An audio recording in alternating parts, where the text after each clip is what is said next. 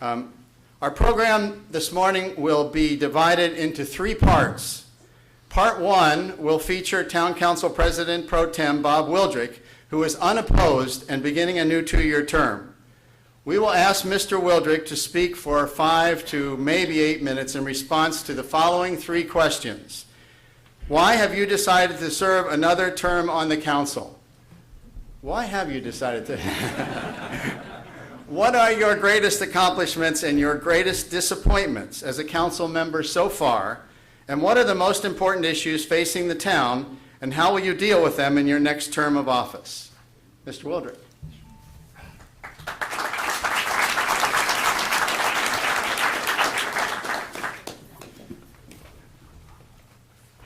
Thank you, Mr. Chairman, Mr. Chairman Wright. Thank you, Mr. President. Thank you, directors. Thank you, citizens.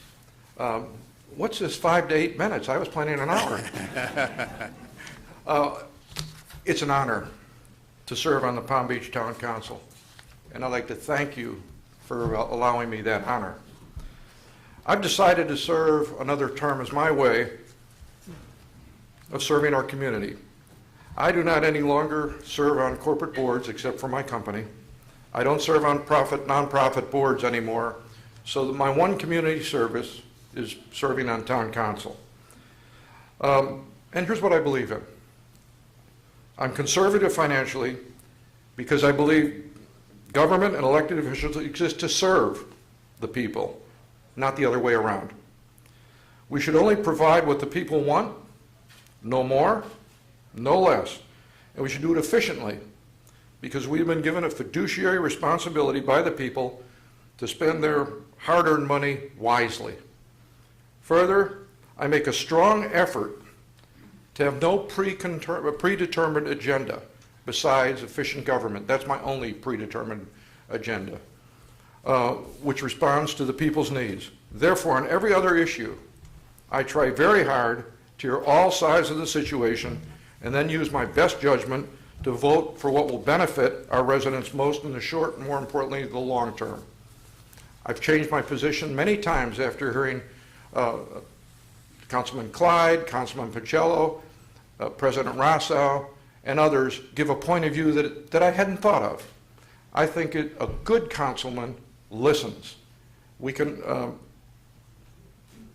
only talk to each other because of the Sunshine Law on council. So it's important that we listen. I have no major personal accomplishments to tout today. However, the council on which I'm privileged to serve has many. This is because no one council member is more important than the other. No one council member is more important than the other. We each only get one vote. So the achievements we have as a team. It's important for the council to be a team. Yes, we debate, we disagree, but under the Sunshine Laws that I mentioned earlier, that's how we must communicate out in the open, not behind the scenes, not politically.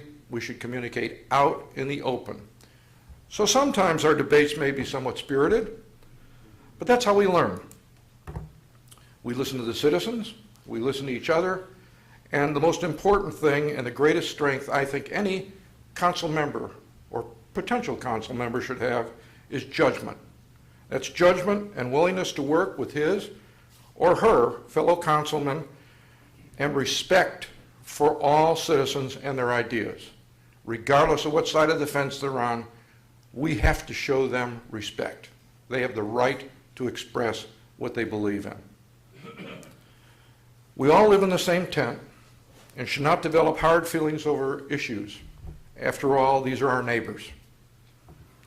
The most important thing about living in Palm Beach is the people and the feeling of community. The single most important issue I hope to help with during my next term is helping with the healing process which has occurred because of recent events.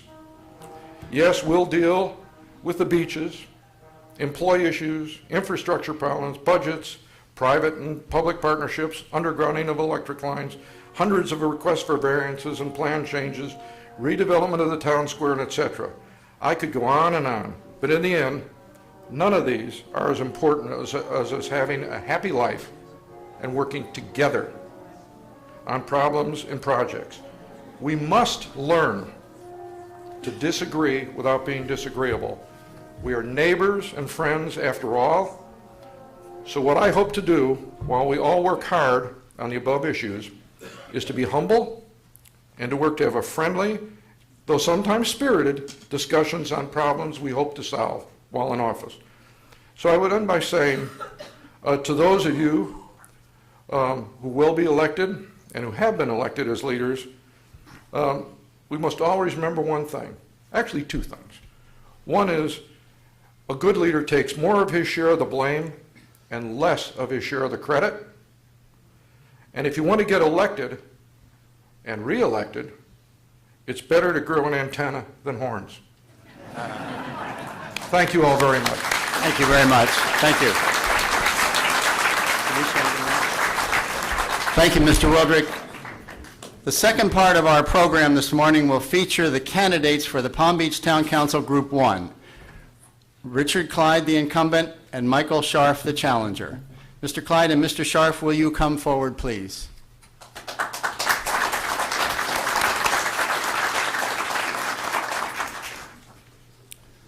Welcome to both of you.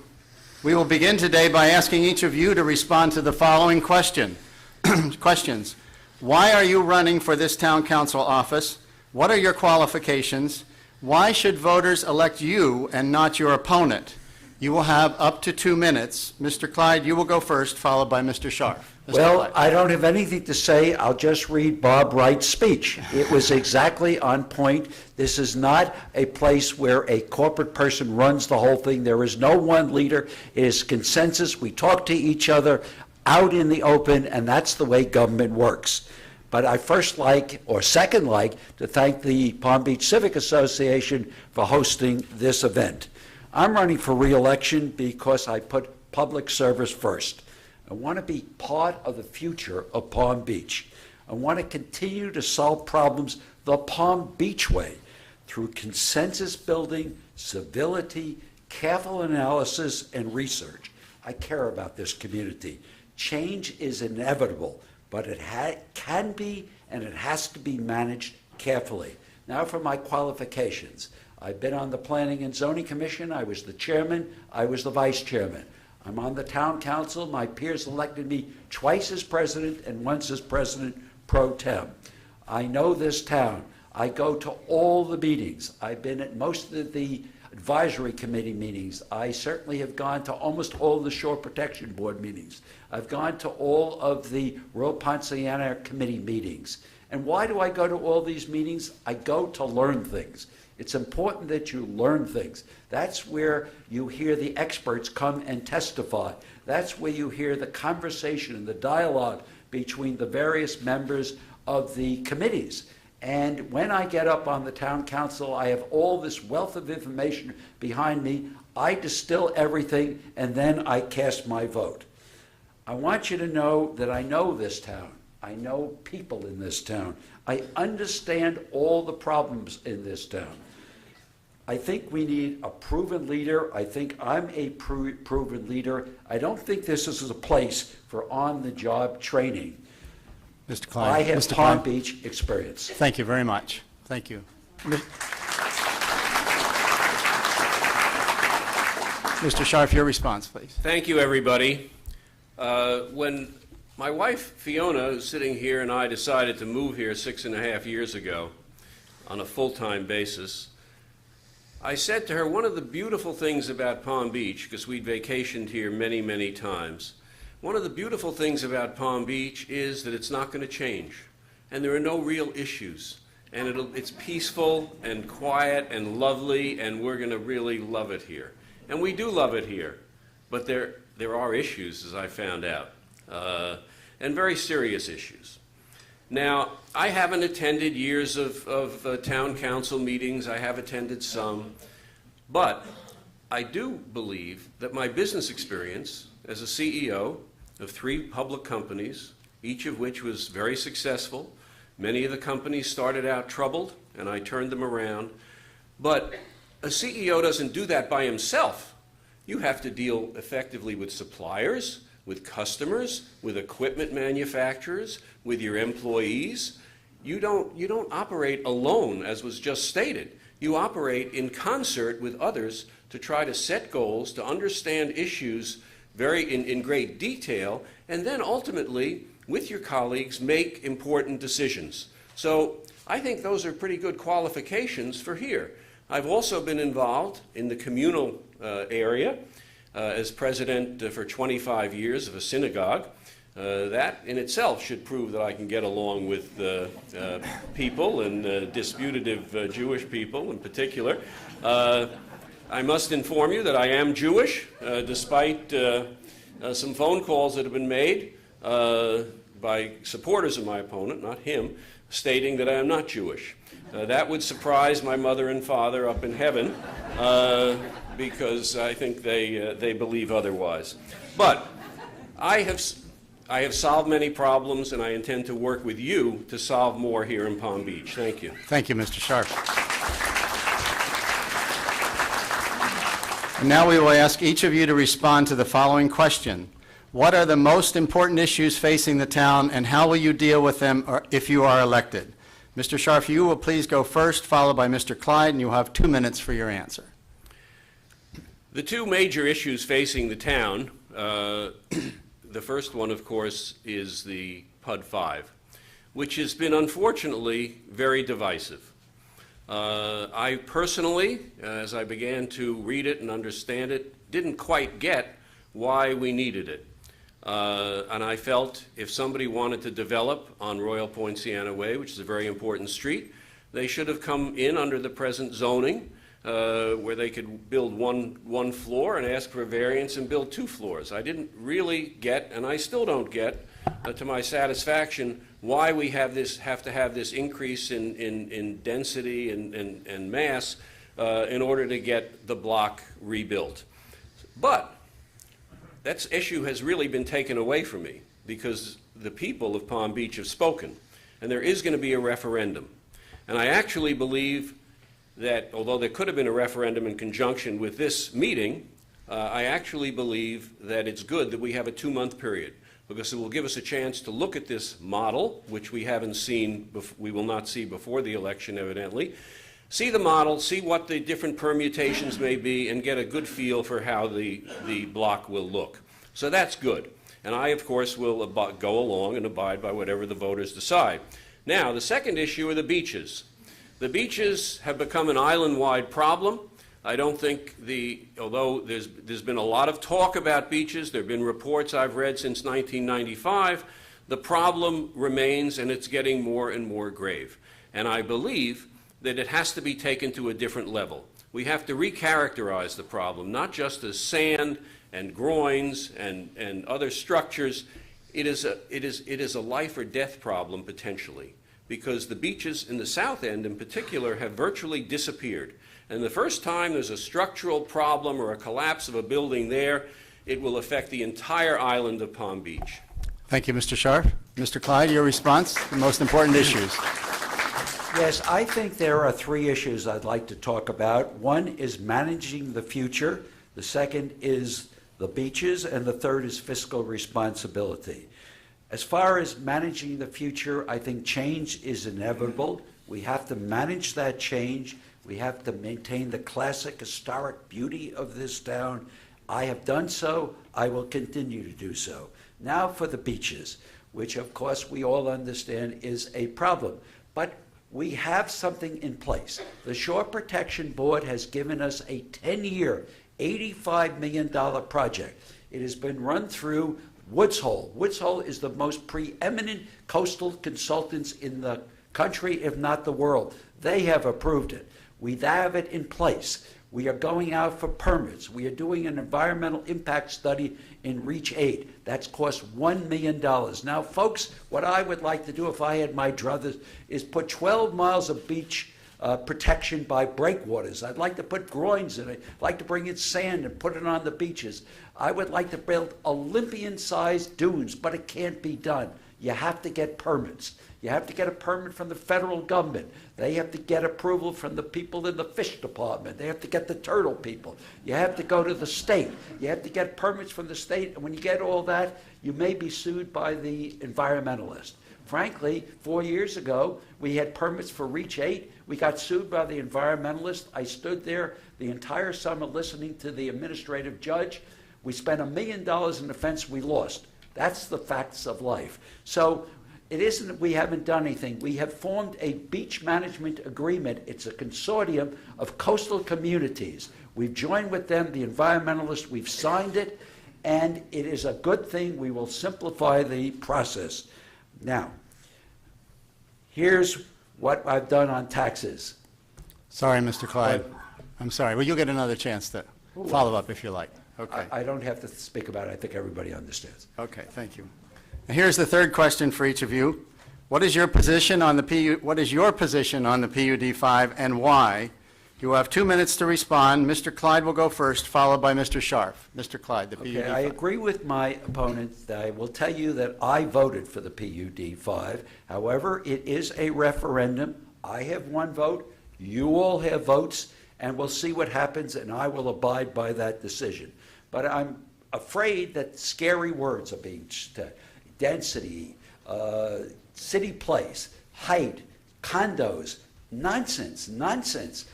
We have to look at the present zoning. It's called Commercial Town Serving, short CTS. Right now, a developer can come in, he can knock down every building on that block, and with ARCOM's help, he can build other buildings, and then he has to meet the parking requirements. Parking requirements are 1 parking spot per 200 square feet of retail space. It will be a sea of parking. If you want to see what it looks like, go over to the bank and look at that asphalt pavement. PUD is a preservation thing. Just read the preamble. We're going to preserve the Main Street quality. We're going to have a pedestrian-friendly walkway. Who did they pick to guide this project? Jane Day, Dr. Jane Day, who is the longtime landmark consultant. Who is going to look at the plans? Not ARCOM, but landmarks. They're the people who preserve our history and things of that sort. Let's look at how people voted on this thing. The Planning and Zoning Commission voted for it. The Royal Ponciana Committee 6-1 voted in favor of this, 7-0 for the design plan, which is appended to it, and the architectural contributing buildings. Now, let's see about the town council. Supermajority voted for this. Who endorsed it? The Citizens Association, the Civic Association, the Preservation Foundation, the Chamber of Commerce, and the 6 or so people who sit on the editorial board of the Shiny Sheet. Well, folks, they all looked at it pretty seriously. I recommend that you all look at it. I will tell you tomorrow, 10 o'clock in the morning, at the testers, there's a tour. Go on it, learn something. Thank you very much, Mr. Clyde. Mr. Scharf, your response on the PUD 5. You see this tie? This tie is one of my favorites. It has the little engine that could, if you remember that childhood story. The engine never stopped. It kept trying to go up the hill. Everyone's in favor of the PUD 5. Everybody, except almost 1,000 people who signed the petition not in favor of it. As I read it and tried to understand it, I found it relatively incomprehensible, and I don't think I'm an unintelligent person. The title of the PUD 5 runs to 2 pages. It's lengthy, complex, incomprehensible. I wanted to see, and I said this at the town hall meeting, I would like to see the model. I'd like to see the model as the block exists, and I'd like to see the model with several potential development projects on it. And then we'd have an idea as to how it would actually look. Just because somebody says it's going to be great, it's going to be this, it's going to be that, well, that doesn't really mean anything. Because this block, if it done improperly, could change the entire character of that area of town. No one talks about the increased traffic on Sunset. No one talks about why if this horrible scheme where the whole block could be knocked down and redeveloped, why hasn't it happened? Why hasn't it happened in the 6 years I've lived here? You know why it hasn't happened? Because it could never happen. because everything would have to be approved by the council, a multitude of variances would have to be requested and approved, and that's just a scare tactic. That just is impossible, and you just can't believe that. But be that as it may, there's going to be the referendum, and let's all understand the issues clearly, carefully, and make a very informed decision as to what we want on that block. That's the way to approach it. I think the referendum should have been part of this election, actually, but Mr. Clyde refused to second the proposal in that regard. So that's why we're spending another $30,000 on the new election. Thank you, Mr. Scharf. Thank you. Now we will move, thank you. Now we will move to questions from the audience that we gathered before this meeting, and we will draw them at random. Each one of you will have not 2 minutes, but 1 minute to respond to the questions selected for you, or you may use the time you have, the 1 minute, to respond to any previously asked question. This really is random. This is always risky.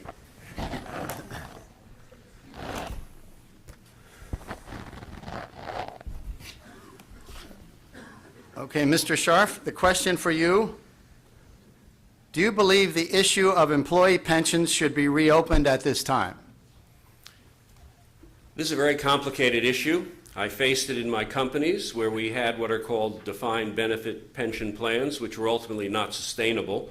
The companies could not have survived if we had kept them in existence, so we had to modify them, and we went to 401ks and we froze existing pension benefits. In this town, this was a really divisive issue and a difficult issue because our public safety workers, and I took the Citizens Police course and I took the Citizens Fire course, they are really dedicated and important people in the fabric of this community. So I don't think it should be opened. I think the council did make a good decision to, there's a 4% town contribution mandated into the 401k, and the council decided this year to allocate another 4% of people's salaries to it to boost the contribution to the 401k, and I think that was the right thing to do. Ultimately, I would not reopen it. I would let the tension and anxiety dissipate, and we move forward. Thank you, Mr. Scharf. Mr. Clyde, your question, keeping in mind that you can respond to any question that's been asked, is about the underground utilities. High-power electric wires could change. I have a little trouble reading this, but we must have all wires underground. What would you do about it? Okay, well, first I want to address a couple of issues. If my opponent had gone to the meetings of the Royal Ponciana Committee, he had gone to the meetings of the Town Council, and where we discussed all this, he might be a little more knowledgeable about what is in that PUD 5. And the fact that I didn't second it, nobody seconded it. Nobody seconded it. I'm only one of 5 people on there, so we can see how popular Mr. Diamond's motion was. Now let's get to the undergrounding. I'm very much in favor of undergrounding. When I was on the council, we looked very seriously at it. We even started to talk about doing it. It became so expensive. Then we had an economic recession. We backed off. But now we have public-private partnerships. And we are going ahead, and any neighborhood that has 67% of the people who want to put it in, the town will assist them, and we've already done that in many neighborhoods, and we had a meeting up at the Breakers just recently that the Palm Beach Civic Association sponsored, where we had many people from the back, from the north end there. Thank you, Mr. Clyde. The second round of questions will begin with you, Mr. Clyde, and then Mr. Scharf, you'll follow. This question is, I thought Palm Beachers were ladies and gentlemen. The upper crust stop smear campaigns congratulate those who have given life's energy to serve this town. Oh, I'm sorry, there's no question. What would you do? What would you do? Mr. Clyde, can you get something out of that? Yeah, you want to respond? I certainly do, and I'm interested in that question because I will tell you I have seen such negative campaigning in this election. I have never seen it in all my years that I've been here. I think that when you run for office, you state positive things, you state what you have done, what you want to do. You don't slam your opponent. You don't put pictures on things that dehumanize him. Anyway, the point of is, this is Palm Beach. This is a place where we have civility and courtesy. I am shocked at what is going on right now. I think it is terrible. I hope it stops, but let's try to be civil to each other, and let's not go after our opponents. Let's just talk about the positive ends of things. Thank you, Mr. Klein.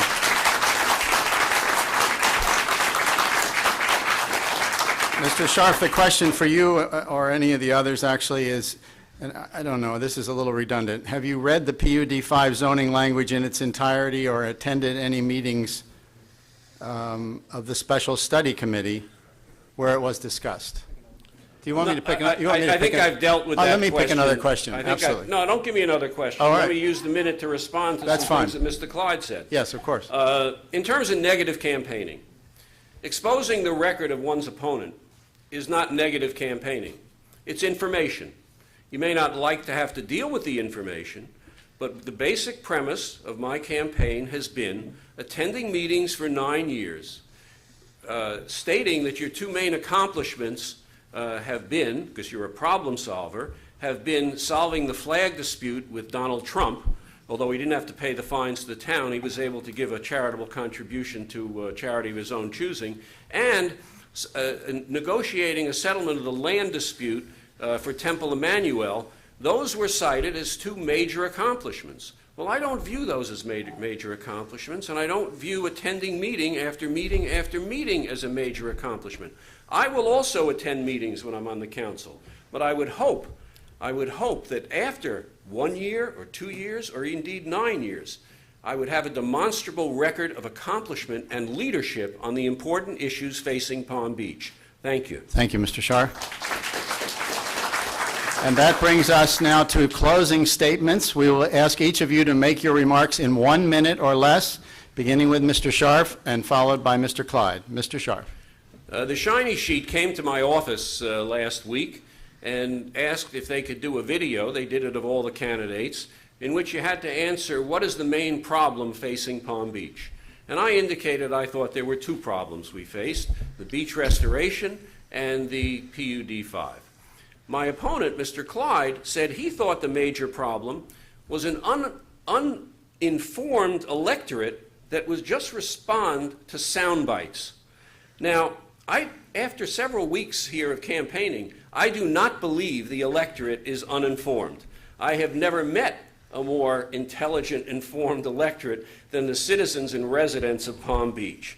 So I think what they're really responding to, and I've gotten tremendous support and I'm very gratified by it, I've gotten support from people who basically don't want more of the same. They think it's time for a change. Mr. Clyde has served 9 years, but it's time for some new approaches, new views, new action. Thank you.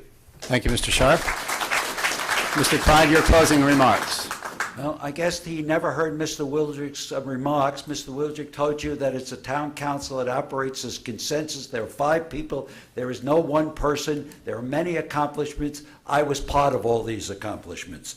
Well, anyway, I think there are 3 reasons to vote for me. Commitment, balance, Palm Beach experience. I'm a man of conviction. I care about issues. I act decisively. Been doing this for 14 years, service to the town. I always have, I always will. You know where I stand on the issues for beach protection, preservation, financial stability. I bring reasoned balance to the council. I have always stood for factual analysis, reasonable discourse, for truth, for who I am. No hidden agendas. My fellow town councilman, the Mayor Caniglio, the town staff, and you know what I stand for. I have the Palm Beach experience. My opponent doesn't have any Palm Beach experience. I focus on the large issues. Now, town issues can be complex. Thank you, Mr. Clyde. We appreciate it. Thank you. Please join me in a round of applause for the candidate. Thank you. That's it. You want to go put the new signs up? Done? That's it. Thank you.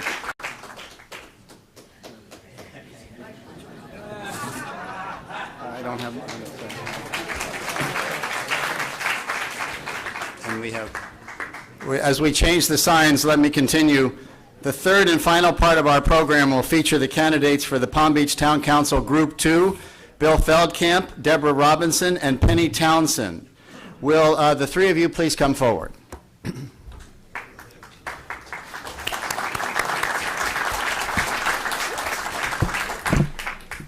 Welcome.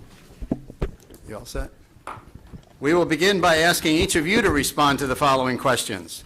Why are you running for this town council office? What are your qualifications? And why should voters elect you and not your opponents? You will have up to 2 minutes. Mr. Feldkamp, you will go first, followed by Mrs. Robinson and then Mrs. Townsend. Mr. Feldkamp. Thank you very much. We need a higher podium here. Good morning, everyone. My name is Bill Feldkamp, and I'm running for the Group 2 seat in Town Council. I have a degree in architecture and an MBA. Most of you know that. I'm a registered architect in Florida and Massachusetts. I worked for many years at the Architects Collaborative, an international firm based in Boston, actually Harvard Square in Cambridge. Later, I ran my own architectural firm for many years, specializing in restoration. My first visit to this beautiful island was 33 years ago. I became a voter in Florida in 1991 and a Palm Beach resident in 2001. In 2004, Town Council appointed me to ARCOM, the Architectural Commission, where I listened to literally hundreds of residents and architects describing their projects. My fellow commissioners, my peers, thought enough of my leadership to elect me chairman of ARCOM in 2009.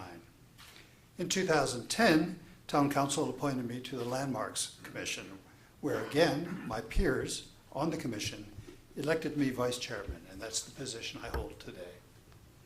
I served as vice chair on the Worth Avenue Hybrid Committee, and I was an original instigator, along with Deb Beard, of the Peruvian Avenue Streetscape project, which just completed a few days ago, and if you haven't seen it, go and look. It's beautiful.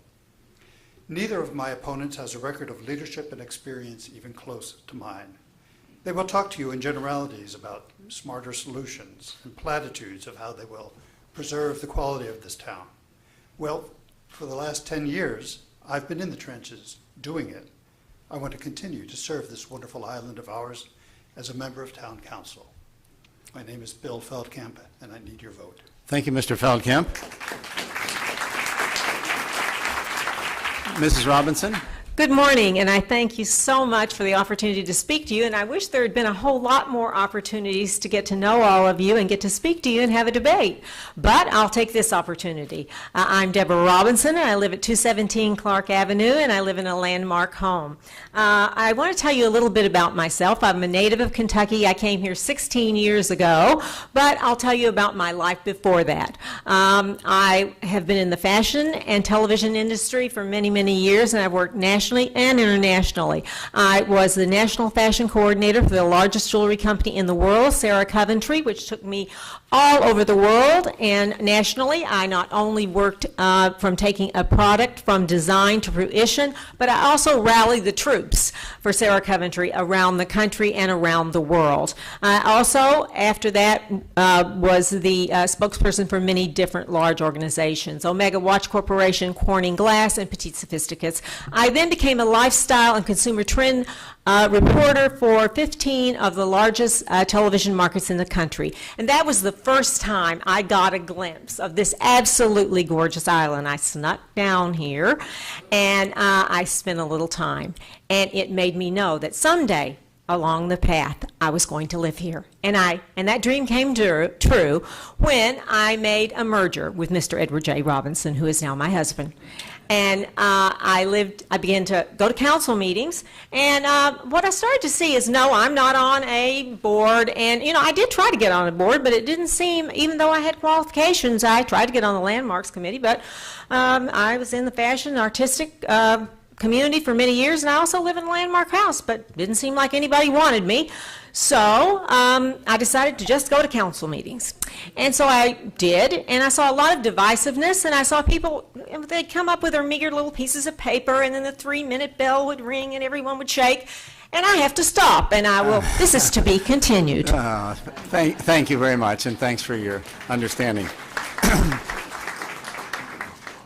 Mrs. Townsend. Good morning. Thank you all for coming out in the rain, and thank you all for being here. It's not our typical Palm Beach day, but Palm Beach is my home. My family's been here for over 3 decades, and I've watched Palm Beach grow and change. We are currently in a development cycle. We are challenged by eroding beaches. We need measured stewardship to preserve the wonderful quality of life that brought us here and keeps us here. These issues will shape our future and determine what we leave to our children and our grandchildren. Giving back to your community by serving is important to me and my family. My grandmother taught me to leave wherever you are better than you found it. I ran a small family business of about 250 employees. As a building principal, I led 1,400 students, 250 staff members, with a payroll of over 10 million. I must say that you never knew what was going to happen when you walked into school in the morning. And being with middle school students, there isn't much you haven't seen. You're really prepared for circumstances. Anything can happen. I am a teacher. I am a mother and a grandmother. I know how to listen and to care. I do my homework. I've attended most meetings the past several years. I've walked the beaches. I've read the backup. I've asked the questions. I sit on landmarks. I've met with almost every single one of our top town officials. I use common sense to get the job done. Thank you. Thank you very much. And now we will ask each of you to respond to this question. What are the most important issues facing the town, and how will you deal with them if you are elected? Mrs. Robinson, you will go first, please, followed by Mrs. Townsend and Mr. Feldkamp, and you will each have 2 minutes for your answer. Mrs. Robinson. Yes, well, I think probably there is no question that coastal protection is the #1 issue facing our island, because guess what? If we don't have coastal protection and we have a catastrophic storm, might as well not worry about the rest of it, because it doesn't matter. So I think we need to do, our opponents have already, and some of our other council people have already talked about it, and I will just say that obviously we have a 10-year coastal program in place, and I think that that's extremely important. We're going to do sand nourishment, we're going to do dune restoration, and we're going to do some vegetation. But we also need seawalls desperately, and in an ideal world, that's what we would like to do. And as Mr. Clyde said, those are things that are not easy to get done. But if I become a councilman, I will work with the council to try to make some of this happen, because we all know it's so important. I think the other thing that's important is fiscal responsibility. And as we all know, we only get to keep about 18% and little less than that of the money for this island. Now, I think that is very, very unfortunate. 18% of our dollar is all we get to keep.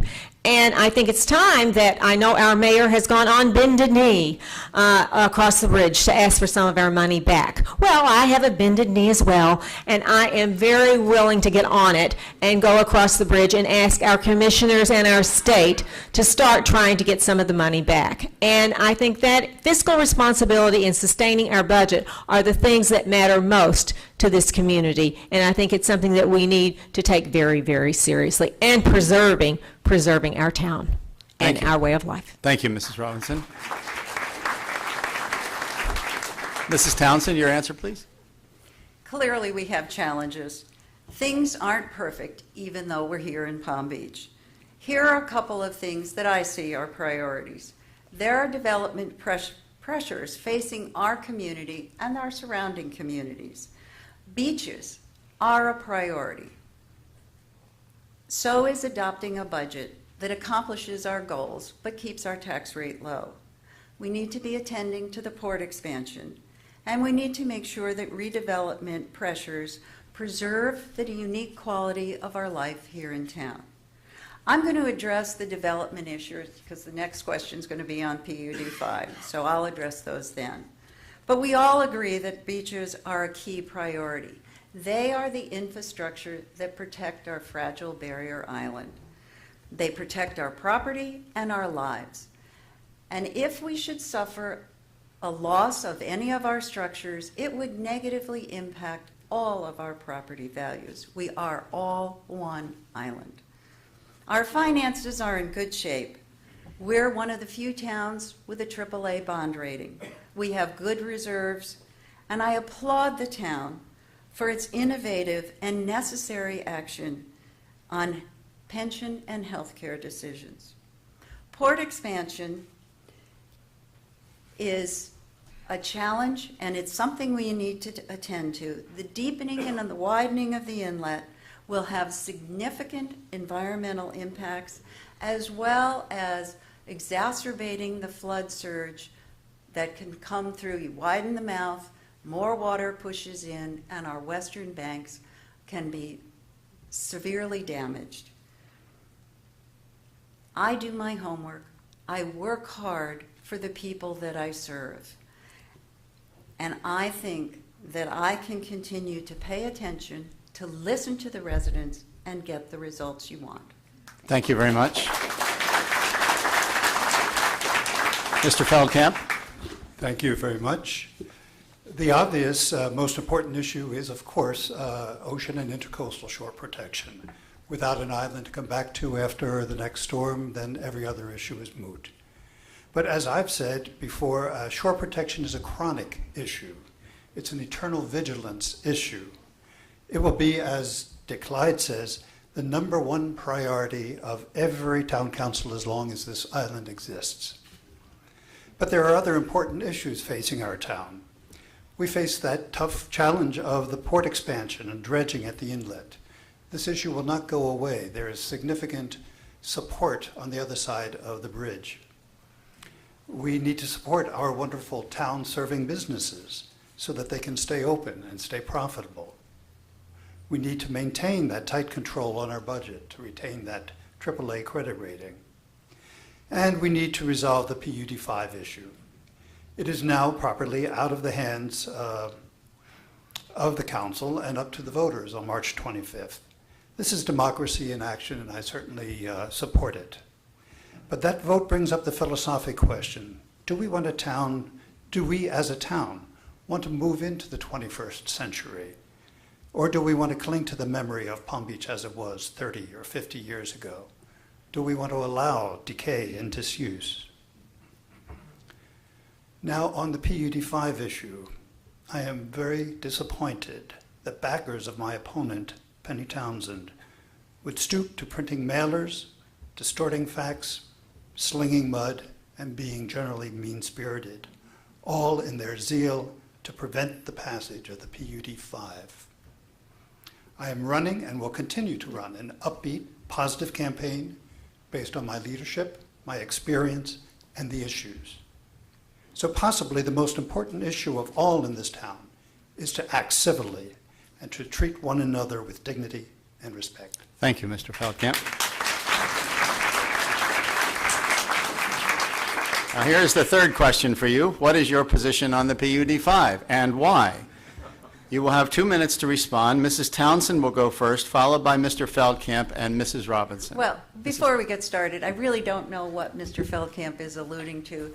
This is my latest piece of literature that's going out, and I don't know if this is what he's referring to. It's got a nice picture of me, and it's got some information on the back. It does have some information about some of the background of my candidates, but I really don't know what you're referring to, and if you wouldn't mind, I'd like to start my time now.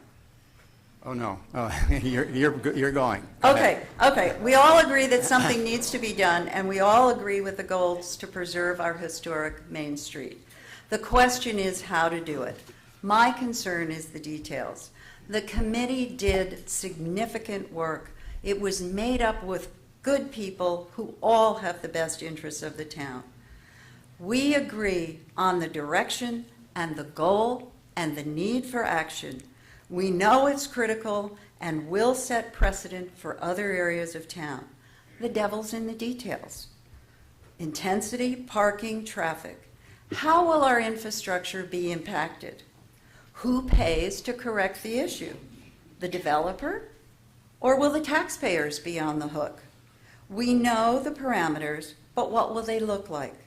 A real estate attorney said, I read the ordinance. I understand it, but I can't make a picture. Are we going to let a developer design our future? It's more complicated than a yes or no, Mrs. Robinson. I went to all the PUD 5 meetings. I never saw any of my opponents there. It's about attending to details, getting it right. We're close. There's not that much difference, but we need to get it right. We owe it to ourselves, our town, and the next generation. And the decision is yours. It is a referendum. It is March 25th, and I hope everyone works diligently to be informed. Thank you. Thank you, Mrs. Townsend. Mr. Feldkamp? Zoning codes are incredibly powerful. They absolutely determine the shape of every city and town. Paris wouldn't be Paris without the 1784 building code describing height and setback limitations. Even Baron Haussmann in the 19th century only massaged those codes slightly to the Paris that we see today. Boston's Back Bay and Beacon Hill has townhouses that sport wonderful bay windows and bow windows. These weren't just for pretty. A paragraph in the early 19th century zoning code permitted them, and smart developers seized on the opportunity to create more square footage and to create the beauty that we now have in Back Bay and Beacon Hill. The PUD 5, as an alternate zoning code, is designed to incentivize owners to create projects that are good for them and good for the future of the town. It asks us to agree that we want a walkable Main Street with fewer curb cuts and vacant lots. It asks us to agree to have slightly more traffic because traffic, pedestrian and vehicular, is what creates vitality. It asks us to make the block a bit more like Worth Avenue and less like a strip mall on Okeechobee Boulevard. And I'm not kidding about that. Let's look at the one building on the block that conforms to the current CTS zoning. That's the PNC Bank building. It's one story, 2,800 square feet, about the size of an average condo. It covers 14% of its lot. It has ingress and egress across the sidewalk. In the rear is a 15-car parking lot covering 86% of that lot, as required by CTS zoning. The PUD 5 has strong controls in place. Larger projects will require traffic studies. All projects are reviewed by landmarks and approved by town council. The PUD 5 even sunsets after 5 years if it's not working as envisioned. Thank you, If you Mr. want- Feldkamp. Okay, Thank you very much. Thank you. Mrs. Robinson, your response. Yes, first of all, I would like to say that I was one of the people who actually signed for this to go to referendum because in the beginning I was against PUD 5 because I had not studied it enough, and I know how much Mrs. Townsend loves to study. And study and study and study. And I, as a businesswoman, know that you sooner or later have to fish and cut some bait. So I went to all the experts and I found out. I went to the Preservation Board, the Foundation, I went to the Civic Association, I went to the councilman who was the architect who's lived here all his life, and I decided that PUD 5 was the best way to go. Well, and I want to show you this. This ad that came out in the paper this morning. This is one of the most despicable, disgraceful ads I've ever seen putting down PUD 5. It says it's going to tear down our historic buildings. This is absolutely untrue. And the people who support Miss Townsend, which she loves to flip and flop and flip and flop about whether she's for it or whether she's against it or what she is, we don't know. But frankly, the people that support her are the ones that put this together, and I think it's a very clever name. Preservation Alliance. Don't mix it up with the foundation, because it isn't. And believe me, right now, they can tear down with what you have now. The zoning you have now, they can tear down every building except one. With the new zoning, we protect 18 contributing buildings. So don't believe what you hear. Do not believe everything you hear. And the disgraceful ads that her campaign has been putting out are despicable. They're not mine. Thank you very I much. have nothing to do with them. You'll get a chance to respond. Now we will move to questions. Okay, now we will move to questions gathered from the audience that we will draw at random. And each of you will have, please, each of you will have 1 minute to respond to the questions selected for you. But let me, since we seem to have a little dialogue going here, let me also remind you that the ground rules are that you may respond, you may use that 1 minute to respond to any previously asked question, Okay. such as the one on the PUD 5. And the first, Mr. Feldkamp, you will go first on the first round of questions, followed by Mrs. Robinson and Mrs. Townsend. And the first question is, how do you stand on the future of the theater? Ooh, That's well. a good one. Okay, as we all know, the theater lease has been signed with the NAI, and that's wonderful. They have, as I understand it, a year to pull up a large chunk of money, and they get the keys to the theater. All of us hope that that will happen. We all want a theater in town. We all want NAI to be successful. Thank you. Thank you very much. And now we're moving to Mrs. Robinson. Mrs. Robinson, the question I drew for you is there any prospect of eliminating neighborhood parking and allowing Palm Beach residents town-wide parking? Do you understand that question? Not really. Could you Well, repeat that? I don't either. Would you just give it a Really shot? get that. Okay, all right. Could I Something have to do another with shot at that? Something to do with parking. Okay, could you just repeat it? Well, maybe, oh, I'm sorry, of course. Is there any prospect of eliminating neighborhood parking and allowing Palm Beach residents town-wide parking?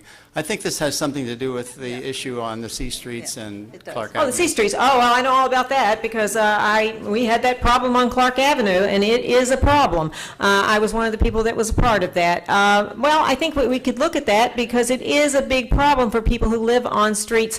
Like I lived on Clark Avenue, and we had a difficult problem because we had, well, it was people changing their clothes all day long and going out going to the beach. And you have a $7 million house, and there are people changing their clothes going to the beach. Not a happy thing. And if you live on a C Street, yes, I do think we need to address that on C Streets. Okay, thank you very much.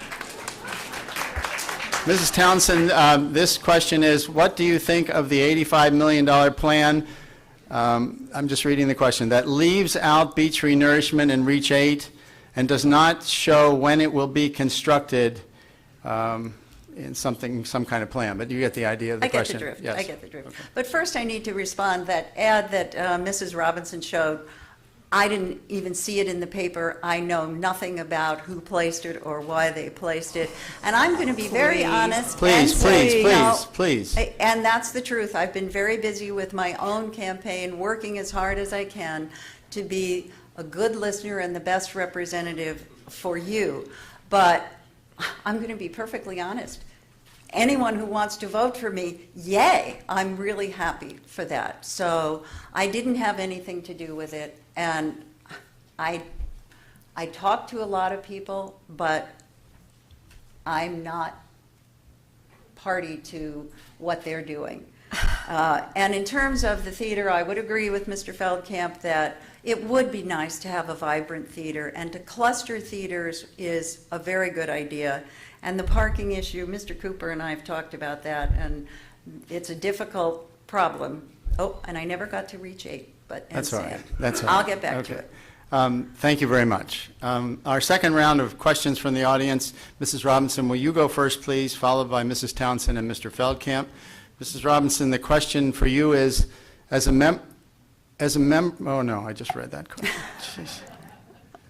No, actually, it's another question about shore protection. As a member of the town council, what would you initiate for the shore protection buildings in Reach 8 and Sloan's Curve in Reach 7?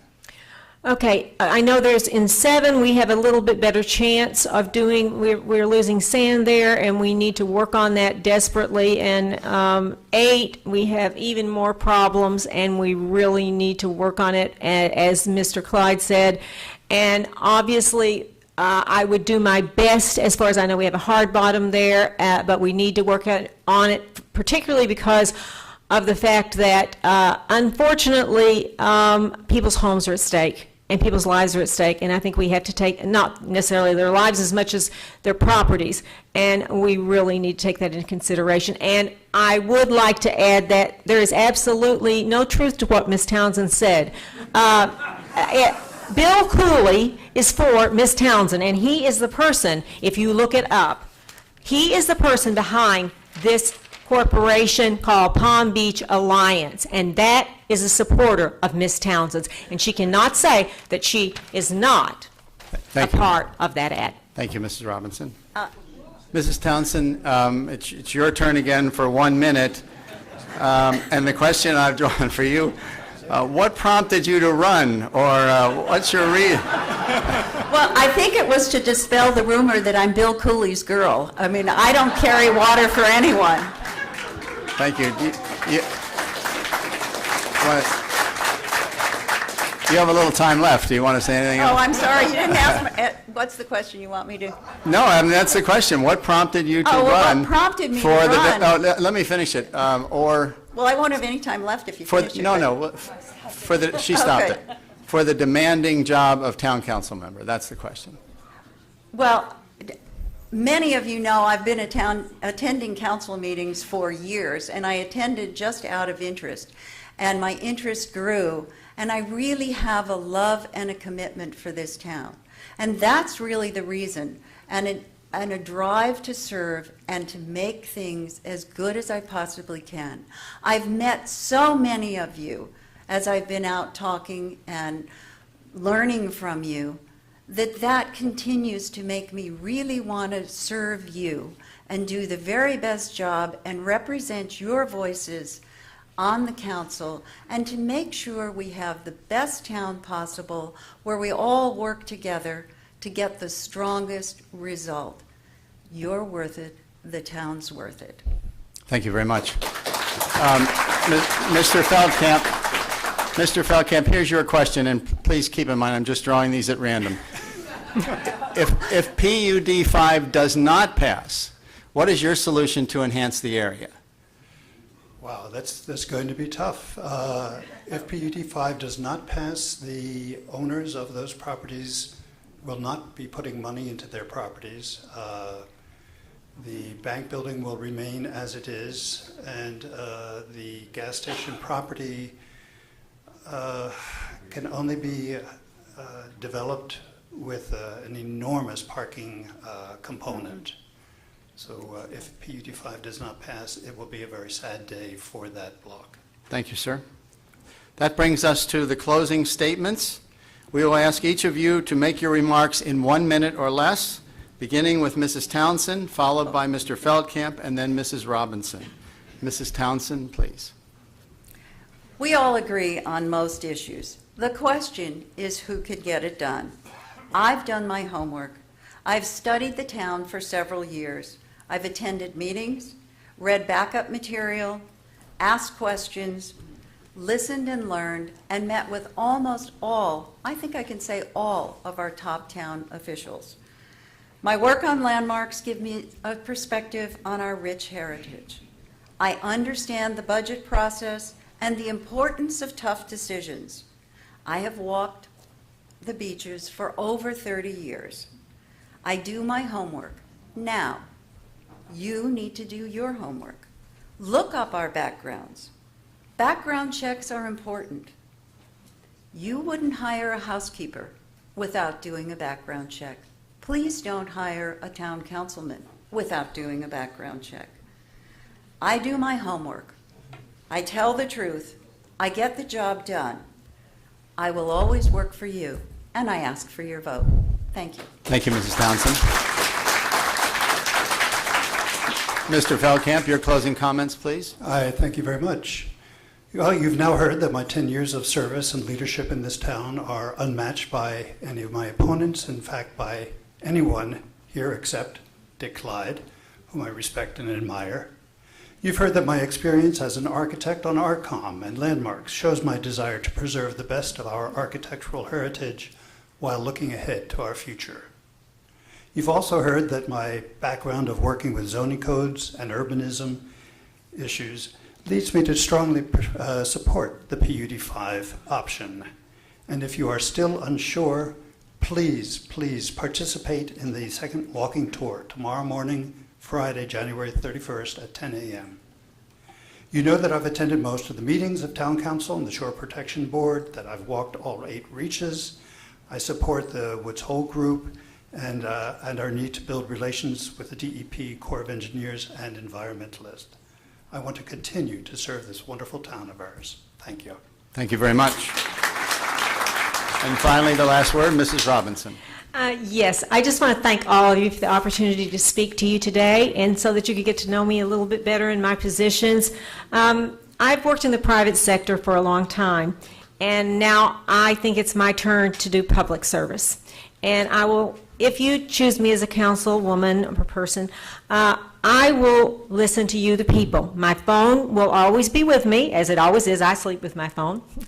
And I will always be there for you and to listen to you, for your concerns and to hear what you have to say. And I will not make my votes on what I privately think.